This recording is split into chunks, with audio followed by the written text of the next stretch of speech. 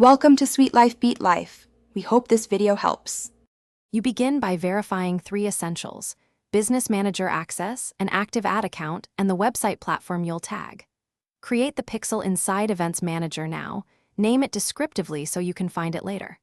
Once created, choose your installation path, Manual, Partner Integration, or Google Tag Manager, and collect the pixel ID. Make sure to copy the ID and the standard event snippets. You'll need them for page-level events. Don't pause. Install options determine the next concrete steps. You'll paste the base pixel code into your site header. Every page must have it, so the pixel can fire consistently. Next, implement standard events. View content on product pages, add to cart on cart actions, and purchase on the thank you page. Include dynamic values for currency and total.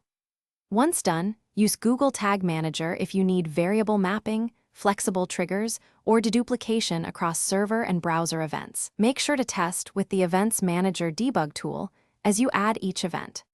You finish by validating every event in Events Manager and with the Browser Pixel Helper. Confirm the correct parameters and deduplication. Then, map events to custom conversions and set ad campaigns to optimize for the most valuable action like purchase or lead. If something goes wrong, start troubleshooting.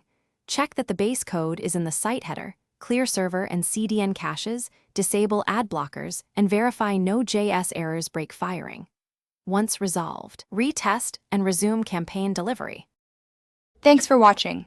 Consider subscribing if we helped you.